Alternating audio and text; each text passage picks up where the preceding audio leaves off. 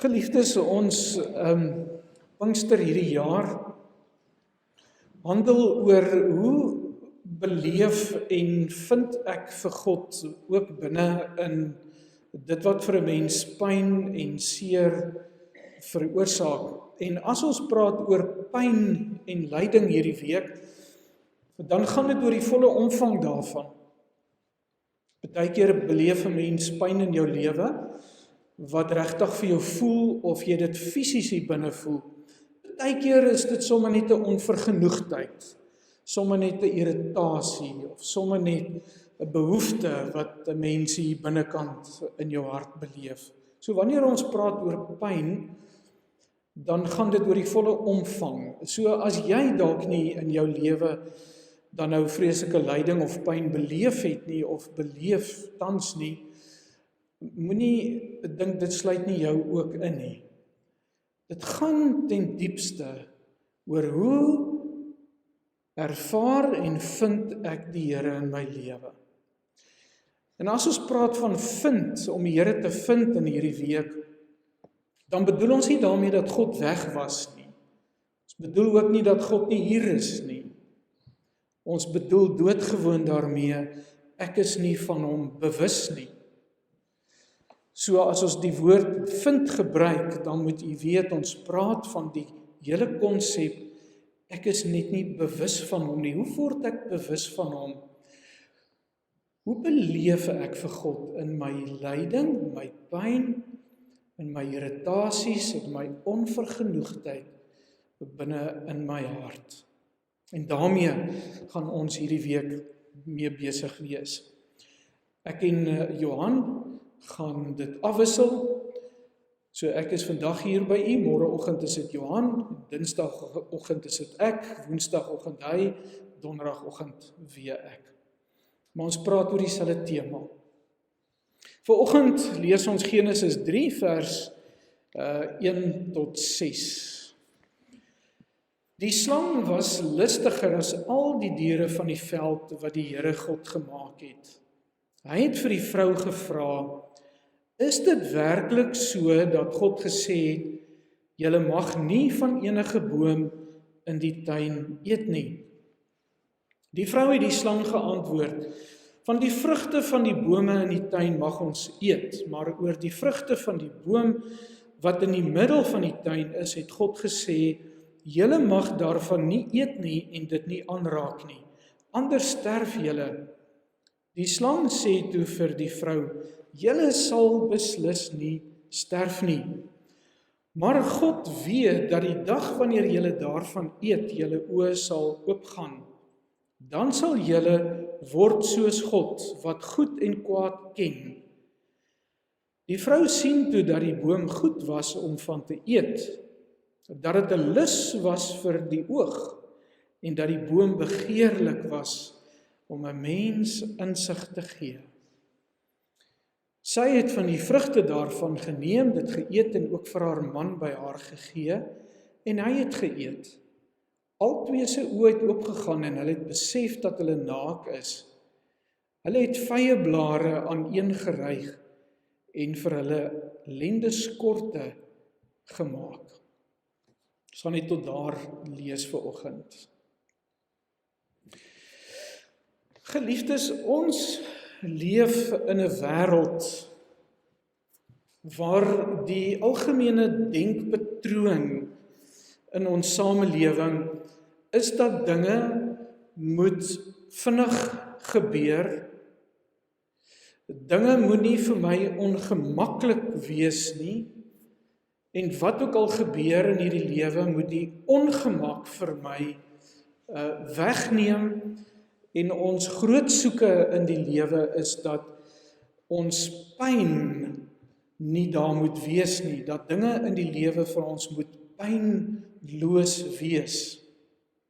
Dis redelik in wese waarmee baie mense elke dag hulle lewe besig hou mee.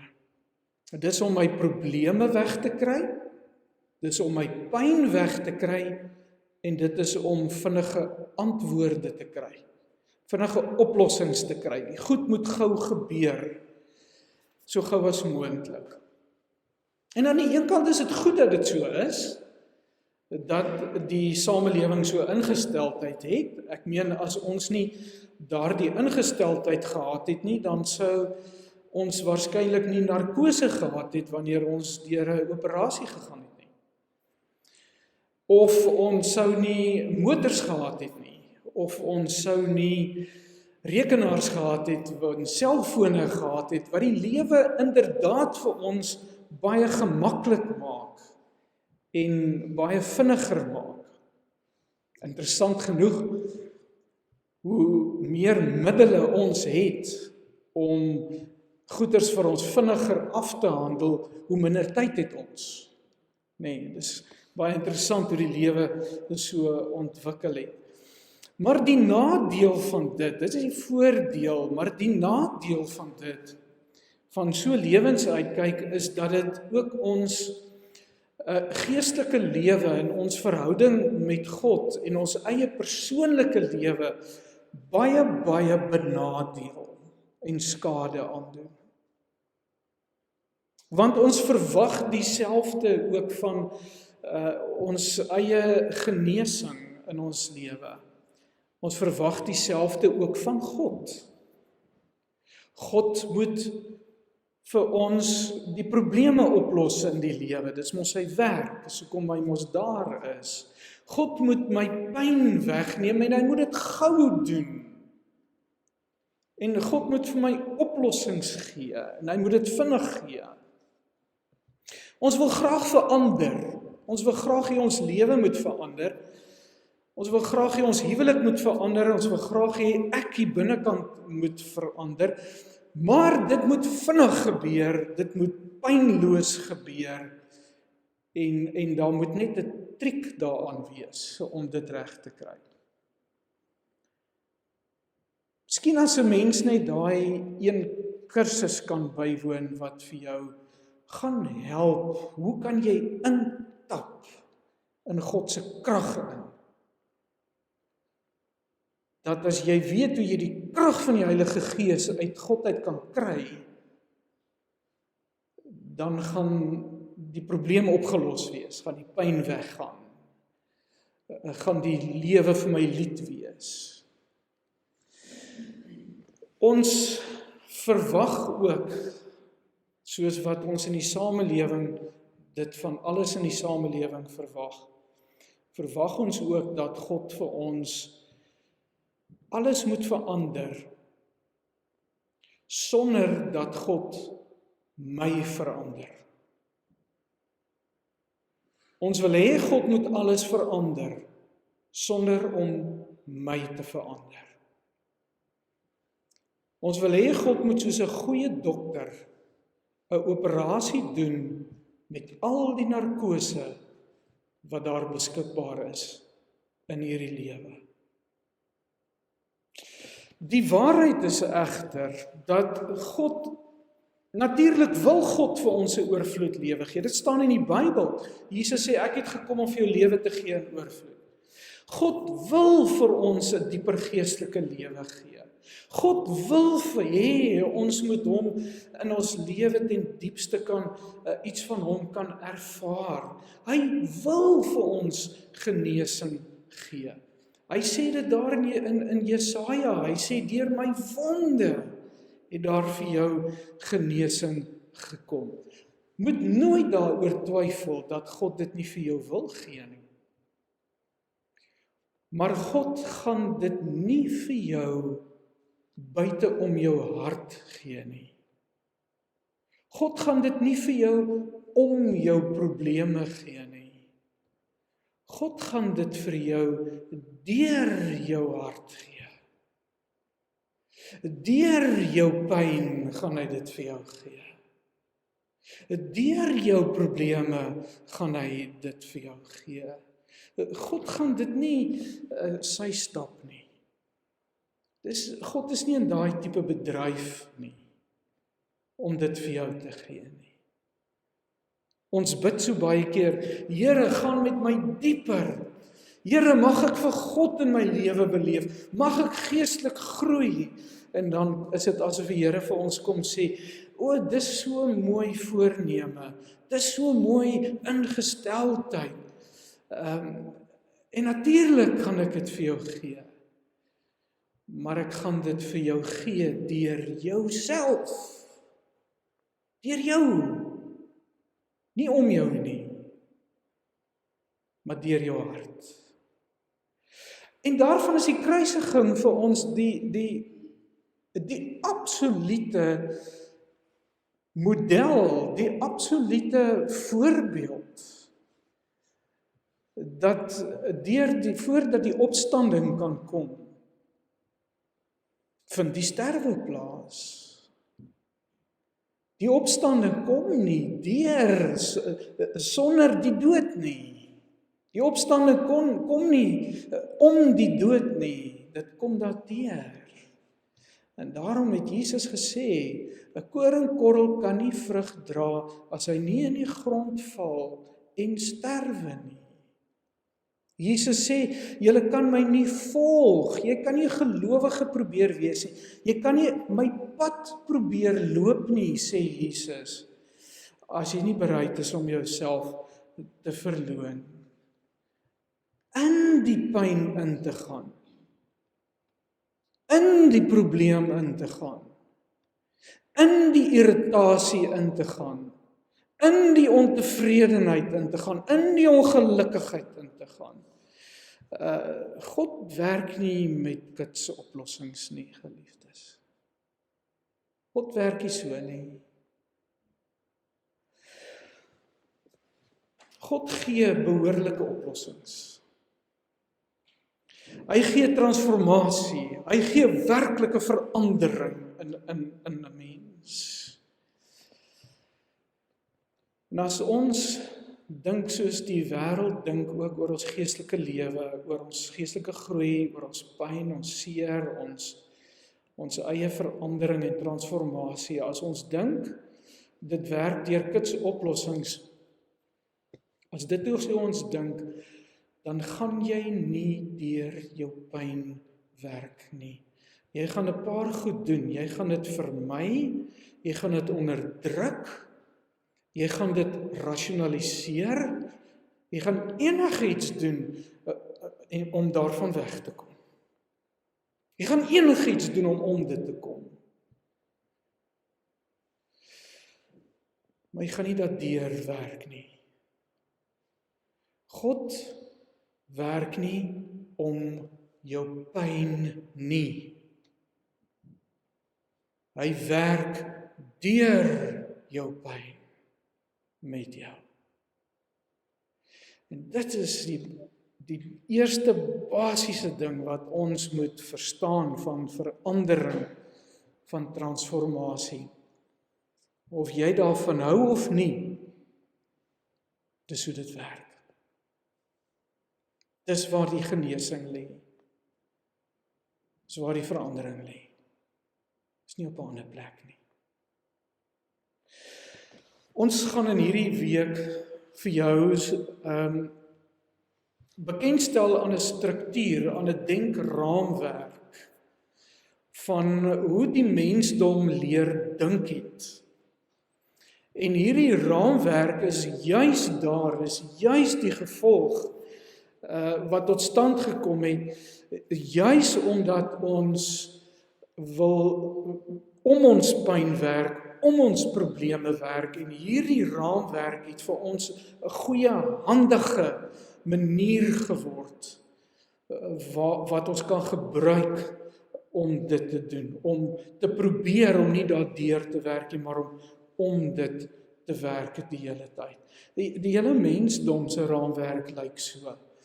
Ons sou dit kon vergelyk met 'n gebou, met verskillende vloere, en die een vloer bou op die volgende ene, die een is die gevolg van die volgende, wat gaan gebeur. En jy gaan sien in hierdie week, dat hierdie manier van dink, hierdie gebou wat ons vir onsself skep, is een van die mees destruktiewe sisteme in hierdie samelewing wat daar is. Ons almal probeer hom, ons almal werk met hom, ons almal gebruik hom, ons almal veg sodat ons hom in stand kan hou. Maar op die ou einde sal jy sien, dis die ding wat lei tot die dood. Jy sal sien, dis die ding wat lei tot die pyn. Dis juis die ding wat jou verhoudings verwoes. Dis juis die ding wat jou verwoes met alles wat jy het. Maar ons almal leef met hierdie denksysteem. As gevolg van hierdie sisteem en manier van dink, mis ons vir God, en ons mis ons genesing, ons mis die transformasie, die verandering in onsself, en ons mis die oorvloed lewe wat die Here vir ons wou kom gee. En dit is hoekom gelowiges sê, ek het 'n kind van die Here geword, ek het die Here aangeneem, en ek verwag van die Here om nou vir my die lewe van oorvloed te gee, en ek kry dit nie. Waarom kry ons dit nie? Want ons as gelowiges dink ook soos hierdie struktuur. Vanoggend gaan ons net praat oor die fondasie, die heel onderste vlak.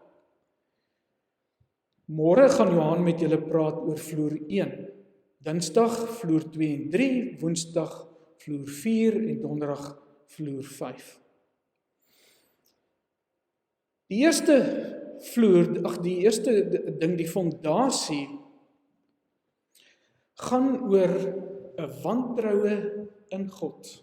Geliefdes, dis waar alles in hierdie lewe, al die gesukkel van ons, begin by hierdie fondasie. Jy gaan dit dag vir dag, elke oggend gaan jy dit sien wanneer ons hiermee besig is.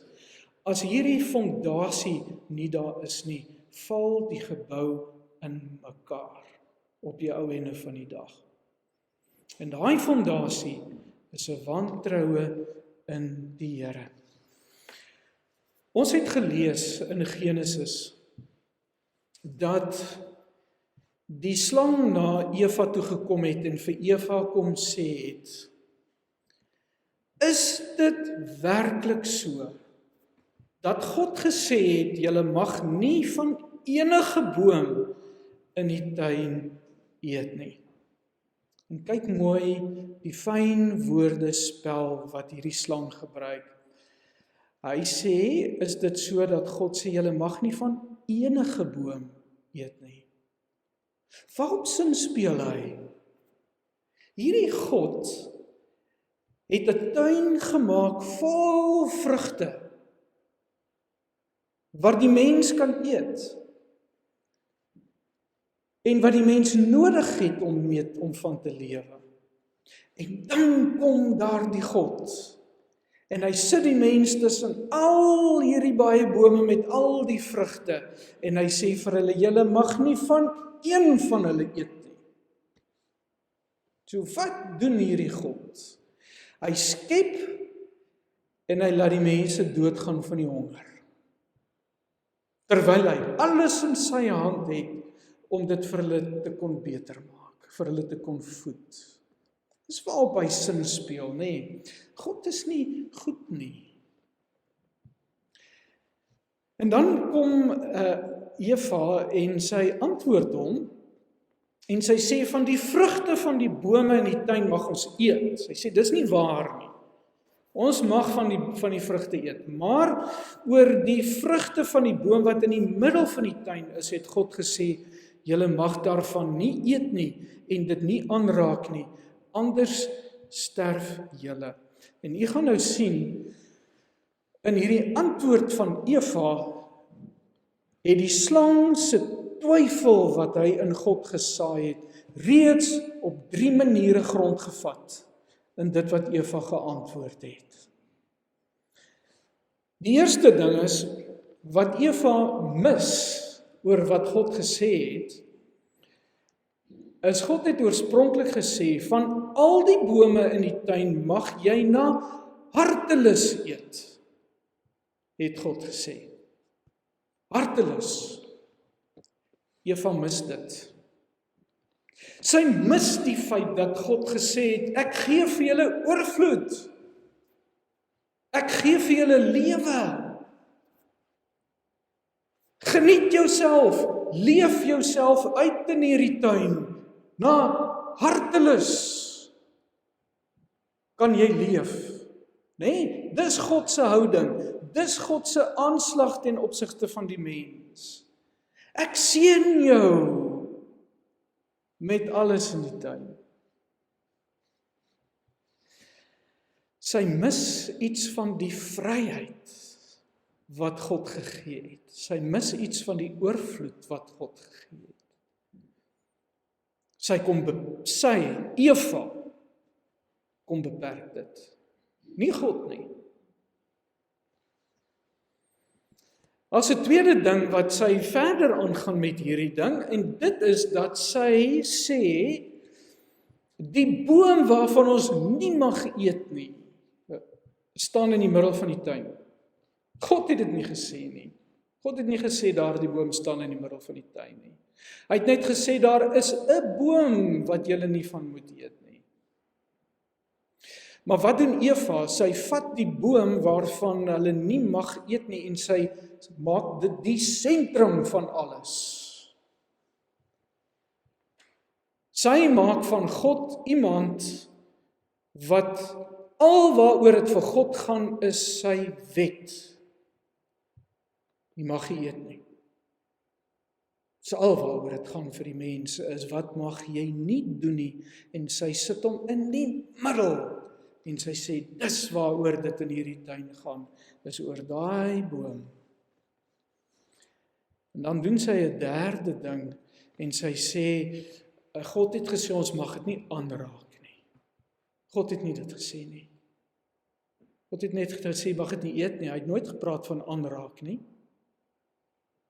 Maar sy kom sit 'n ding by, sy kom sit reëls wat sy toedig aan God, wat God nooit daardie reëls daar gesit het.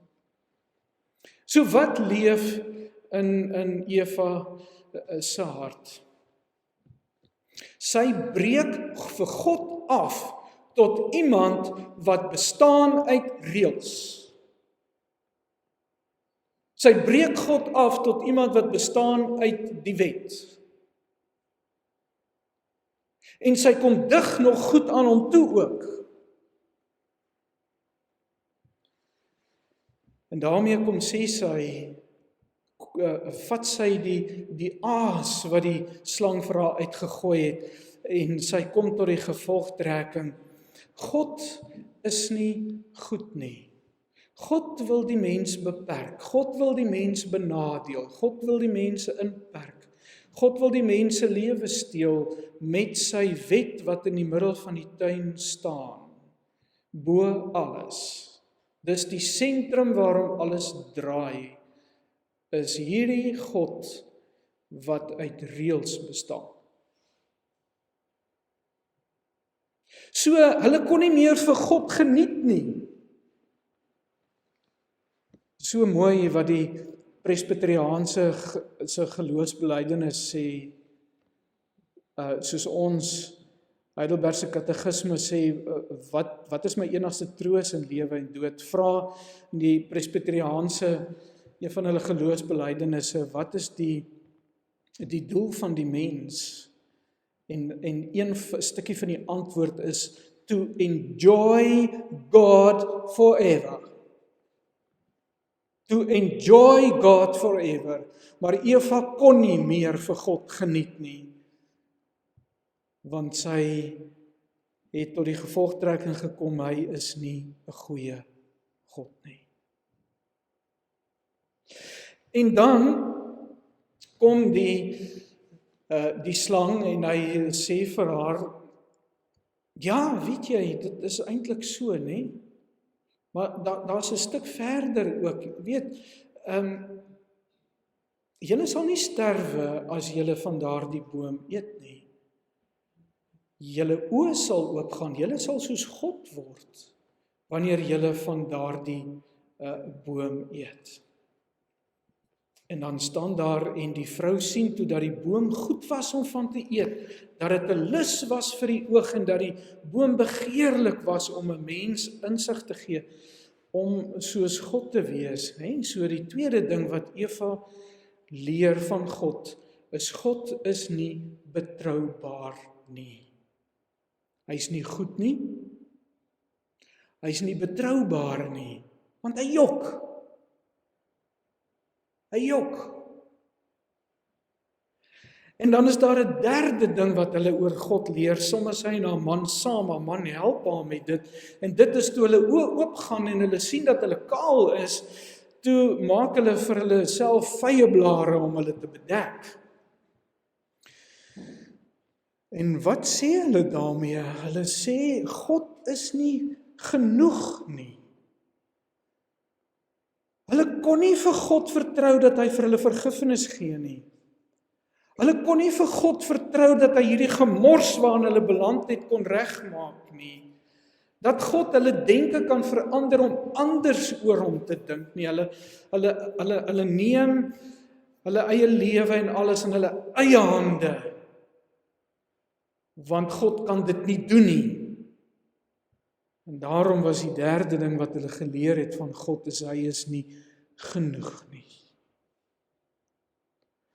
3 goed wat die mens van die Here af begin leer het van die oersonde, as ons dit so kan noem.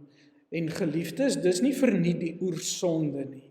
Dis die basis van alle sonde in die wêreld spruit hieruit voort. Die basis van ons lyding in hierdie lewe spruit hieruit voort. Die basis van die mis van die oorvloed lewe spruit hieruit voort uit hierdie 3 goed. Want ons almal dink so, die hele mensdom het in hierdie denke in verval. As jy mense hoor as hulle oor God praat, dan hoor jy hierdie teologie sit hier agter. God is nie goed nie. God is nie betroubaar nie. En God is nie genoeg nie. Is nie genoeg vir my nie. En wat is dan die volgende ding wat ek moet doen is? Ek moet my eie God wees. As ek hom nie kan vertrou nie, moet ek myself probeer vertrou. En dan begin ek met die volgende vloer 1, waarvan ons môre meer sal hoor. En dis 'n vloer waar ek begin om dan te sê, as God nie vir my gee wat ek nodig het nie, dan moet jy dit vir my gee. As hy nie vir my kan gee wat ek nodig het nie, dan draai ons na mense toe. En dan sê ons vir mense, dan moet jy vir my gee wat God nie vir my kan gee nie. Meer daaroor môre, my môre se geleentheid. Geliefdes, ons neem ons eie vertroue in onsself, nê? En ek kan nie vir God vertrou nie. En ek praat nie, mense dink baie keer as jy praat om jou lewe aan die Here oor te gee, om die Here te vertrou vir jou lewe, dan kom altyd hierdie absurde ding by is om te sê, maar moet ek dan nou niks doen nie? Moet ek nou niks werk nie? Moet ek niks sê nie? Moet ek net daar sit en ek vertrou die Here om vir my kos uit die hemel, manna uit die hemel te laat val? Nee, dis nie waaroor hier gepraat word nie. Natuurlik sê die Here, ons moet die aarde bewoon en bewerk. Was in Adam se tyd al so, dat hy dit moes al gedoen het. Maar waarvan ons praat is in my bewoon en bewerk in my elke dag se lewe. En wanneer hierdie lewe begin verkeerd loop en my elke dag se bewoon en werk nie meer lekker werk nie, en ek hierdie onvergenoegdheid hier binne ontwikkel en ek die pyn van hierdie lewe in my ontwikkel, dan gryp ons daarna dat ons sê, ons kan nie die Here vertrou vir my pyn nie. Ek kan nie die Here vertrou vir my lewe nie. Ek kan nie die Here vertrou vir my voet van my siel nie. Dat hy my hele lewe in sy hande hou nie. Tussen al my werk en al my goedjies, ek kan nie die Here vir my lewe vertrou nie. Dis waaroor ons praat, nie. Om jou lewe in die hand van die Here te kan sit en hom te kan vertrou. En as ek nie vir God kan vertrou nie, dan vind 'n volgende ding in ons teologie praat, wat ek so bietjie net nog wil uitbrei vanoggend. En dit is, wat word God nou vir my? As ek hom nie kan vertrou nie, dan word hy vir my iemand wat ek wel kan vertrou om eendag hemel toe te gaan. Ek kan hom vertrou vir die dinge daar ver, want dit is mos nou nie by my nie. Dit is mos maklik om iets te vertrou as dit nie jou lyf raak vandag nie. Dit is mos maklik om iets in die toekoms te vertrou. So kan die Here vir die hemel vertrou eendag, want eendag as ek op my sterfbed lê, dan sal dit 'n groter realiteit word. Maar wat 'n mens wel kan doen, is jy kan vir God gebruik. Jy kan vir God gebruik. Hy word nie iemand wat ek kan vertrou nie, maar hy word iemand wat ek kan gebruik. As dit is hoe God is, as God nie betroubaar is en te vertroue is nie, dan kan 'n mens dit regkry om hom te manipuleer, sodat hy vir jou doen wat jy wil hê hy moet doen, en jy sal in hom glo as hy homself bewys. So ek kan nie die Here vertrou nie, maar ek kan met hom woer speel. Ek kan deur my goeie lewe hom beïndruk. Ek kan deur my besondere gebede hom sy arm draai. Ek kan dat hy vir my dit doen of dat doen, deur hom te manipuleer, maar op sigself gaan hy dit nie uit sy eie doen nie. Want op sigself is dit nie in hom om dit te doen nie. Want hy is nie goed nie, hy is nie betroubaar nie, en hy is nie genoeg nie. Jy moet dit uit hom uitkry. En hy moet homself bewys, en dan leef ons met 'n teologie. Jy sal vir God vind, en ons voel baie keer ons vind die Here, nê? Jy hoor dit by gelowiges getuienis. Ek het vanmôre die Here gevind, want my pyn is weg. As ons pyn weg is, dan dink ons het die Here gevind. As my probleme oplossings gekry het, dan het ons die Here gevind. Jy sal nie glo wat die Here vanmôre vir my gedoen het. Hy het my finansiële moeilikheid opgelos. Is dit nie 'n goeie God nie? Gister was hy nie 'n goeie God nie. Toe ek in die finansiële moeilikheid was nie, toe ek hom gewantrou. Toe ek getwyfel in hom. Toe ek gewonder, waar is hy?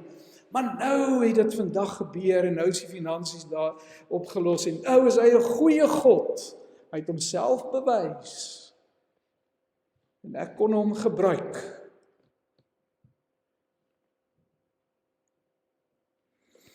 Jy sal dan net vir God vind wanneer jou pyn weg is en God vir jou kitse oplossings gee. Dan is hy 'n goeie God vir ons. Waarom is God dikwels op sy stilste wanneer ons hom die nodigste het? Waarom soek ons hom partykeer en ons vind hom nie? Waarom is hy so stil? Wel, ek dink daar's 2 redes. Daar is seker baie ander ook, maar ten minste hierdie 2 redes. Die eerste rede is, as dit my idee is hoe God werk, dat jy vir God kan manipuleer en dat jy kan vir God so ver kry om vir jou te gee wat jy so graag wil hê, as dit werk, nee, as jy nou in hierdie geweldige ding is en pyn en lyding beleef en God gryp in en hy vat die pyn net vir jou weg, wat gaan met my gebeur?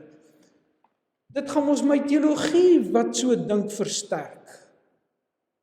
Dit gaan net my ego versterk. Is ek nie 'n fantastiese gelowige nie? Dit gaan met my sleg en ek beleef hierdie pyn en al wat ek doen is ek gaan sit daar en ek bid en daar kom die Here en hy vat my pyn weg. As jy tot die Here roep, dan antwoord hy jou. Dan is hy 'n goeie God. En elke keer as hierdie skema van my en jou werk, dan versterk dit ons teologie. Dit versterk hierdie idee van ons dat God met homself bewys voordat jy hom kan beleef. As die pyn daar is en dit gaan nie weg nie, as die probleem en die krisis daar is en dit gaan nie weg nie, dan is God nie daar nie. As die pyn weggaan, dan is hy daar. Hierdie tipe teologie word versterk wanneer God wel elke keer net die pyn so wonderbaarlik wegvat en die probleem net wonderbaarlik wegvat. As ek daarvoor kom vra. Dis soos 'n kind wat, is ook 'n bietjie ekstreme voorbeeld, maar miskien illustreer dit tog. Dis soos 'n kind wat wanneer hy in die winkels is en hy kry nie sy lekker goed nie en hy val op die vloer en hy gooi 'n tantrum en dan draf hy maar nader met die lekker goed eers. En dan hou die kind op met huil en ons die kind tevrede. En wat leer daai kind? As ek 'n tantrum gooi, dan draf mamma nader en sy gee vir my die lekker goed. En ons leer dieselfde ding van die Here. Jy moet net 'n groot genoeg tantrum by die Here gooi, dan draf hy nader en hy gee vir jou wat jy nodig het.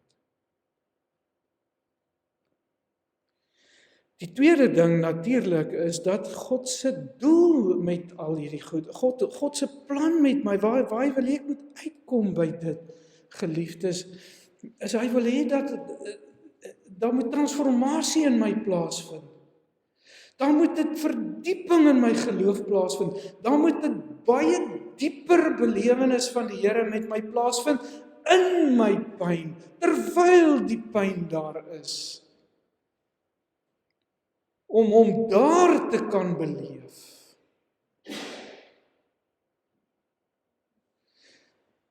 En daarom vat hy dit nie net weg nie. Want hy sê, hy werk met ons deur die pyn. Nie om dit nie. Hy werk nie met magic nie. Hy werk nie met kits oplossings nie, want kits oplossings is presies net wat dit is, dis kits. Kits beteken dit gaan nou weer weg. Hy werk met blywende oplossings. Hy werk met 'n verdieping in my en jou se siel en gees. Dis waaroor hoeveel tekste in die Bybel vir ons vertel. God wil ons onberispelik voor hom stel. Hy wil ons laat verstaan wat beteken dit om lief te hê. Hy wil ons laat verstaan wat beteken dit om te vertrou.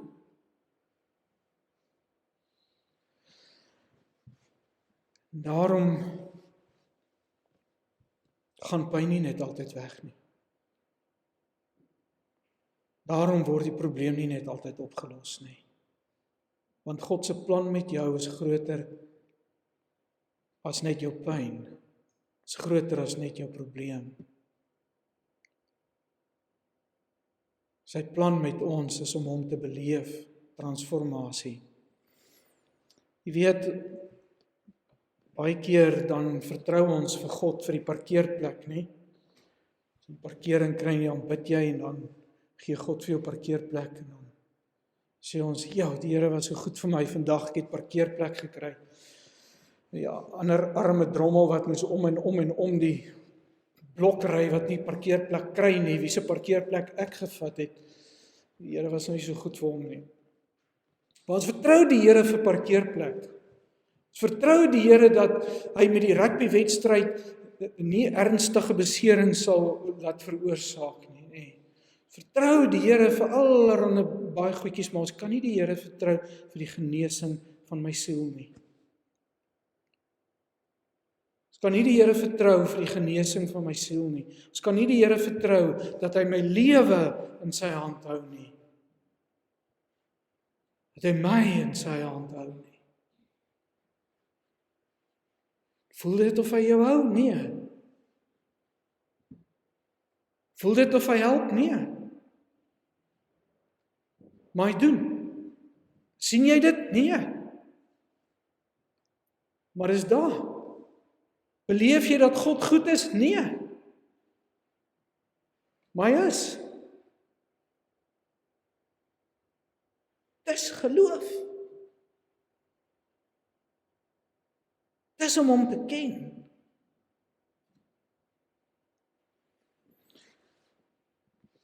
Die fondasie is 'n wantroue in die Here. Dis waar hierdie gevalle struktuur begin. Geliefdes, en dit vat 'n revolusie in ons hart. Jy weet, dis maklik om oor hierdie goed te praat. Dis maklik om te sê ons vertrou die Here, ons sing al die liedjies daaroor, maar wanneer dit in ons lewe 'n realiteit word, dat die pyn ondraaglik word, dat dit hier is, dan waai al die vertroue weg. En dan veg ons met hom. En ek moet dit sien, ek moet my eie fondasie sien, ek moet my eie wantroue in die Here sien, ek moet my eie ongeloof in die Here sien. Dis 'n revolusie wat in my moet plaasvind. Jesus noem dit bekering. Daar moet 'n bekering, 'n grondige bekering in my wees, voordat hierdie ding in my gaan swaai. Daar moet 'n geveg binne in my en jou wees, wat jy moet wen. En daardie geveg is om te kan oorgee aan God. En jou lewe in sy hande te sit, en te vertrou dat hy goed is, ongeag enigiets. Dat hy betroubaar is, ongeag enigiets. Dat hy genoeg is. Dat hy genoeg is vir hierdie skreeu in my hart, vir hierdie uitroep uit my siel uit, vir hierdie pyn in my siel, dat ek kan gaan sit en sê, hy is genoeg. Voel dit genoeg? Nee. Maar hy is.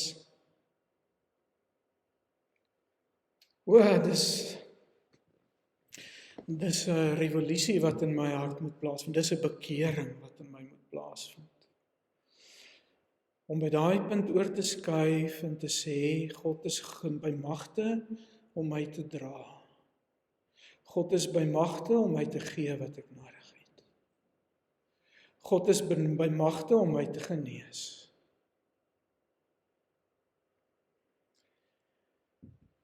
Geliefdes, het skuif oor my fondasie na 'n vertroue in die Here. Dis wat bedoel word met geloof in God. As hierdie volgende goed nie daar is in jou lewe nie, gaan jy aangaan met hierdie struktuur. En jy gaan hom verder bou, as jy nie die fondasie verander nie. Daar moet 'n opregte soeke na God wees. Ek wil vanmôre vir jou sê, en jy weet, vir my is dit 'n swaar ding om te sê, want ek sukkel my mors dood met hierdie ding. Maar hoor mooi wat ek nou vir jou sê. Wanneer jou soeke om jou probleme op te los en van die pyn af weg te hardloop, groter word as jou begeerte om God te beleef, om God te vind, om God te ervaar, sal jy hom nie ervaar en beleef nie. Daar moet in my 'n revolusie plaasvind, 'n bekering plaasvind, waar ek vir myself sê, Here, dit voel of ek wil doodgaan, maar in hierdie doodgaan het ek een begeerte bo alles.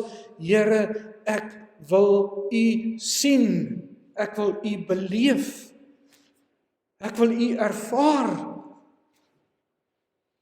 Ek wil by U wees. Bo enigiets. Here, my siel soek ten diepste hierdie pyn wat ek beleef is nie 'n pyn na verligting nie, van kom net uit die ding uit nie. Hierdie pyn wat ek beleef is ten diepste 'n verlange, 'n soeke na die Heilige Here. Dis hoekom ons daardie pyn het. Dis 'n soeke en 'n verlange na die Heilige Here. En ten tweede moet daar 'n soeke wees na my transformasie. Ek soek na God bo enige iets. Ek wil verander bo enige iets. Here, werk met my deur my pyn. Hierdie vertroue, God is goed, is altyd goed. Hoe weet ek dit? Ja, ek weet nie, dit is maar iets wat die Heilige Gees in jou kom doen. Jy kan dit nie bewys nie, jy kan dit nie sien nie. Die Gees oortuig jou daarvan. God is goed.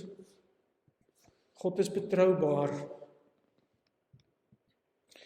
En God is genoeg. Wanneer jy hierby gekom het, kan jy begin om deur jou pyn te werk. Kan jy begin om te transformeer. Kan jy begin om te groei. Dan kan jy hierdie gebou teewerk met 'n ander struktuur. 'n Struktuur wat vir jou lewe gee. Alleen dan kan jy regtig deur jou pyn werk. Dit in die gesig staar en in daai pyn inklim. En die genesing van die Here beleef. Liefdes beteken prakties dat jy in jou seer, in jou pyn iewers kan gaan sit en net daar stil word en daai pyn voel. Voel baie keer of jou hart uit jou siel uit jou lyf uitgeruk wil word. Om net daar te kom sit, net asem te haal. En net te weet, bedaar.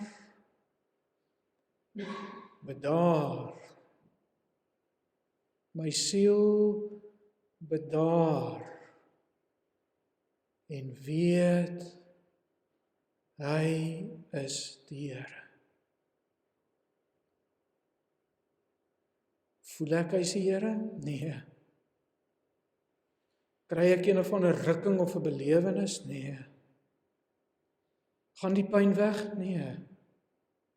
Gaan die probleem weg? Nee. Word net stil. Want ek is okay. Ek is okay.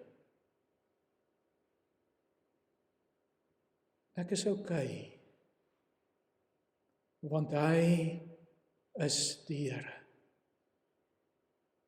Die goeie God. Hy is vir my genoeg.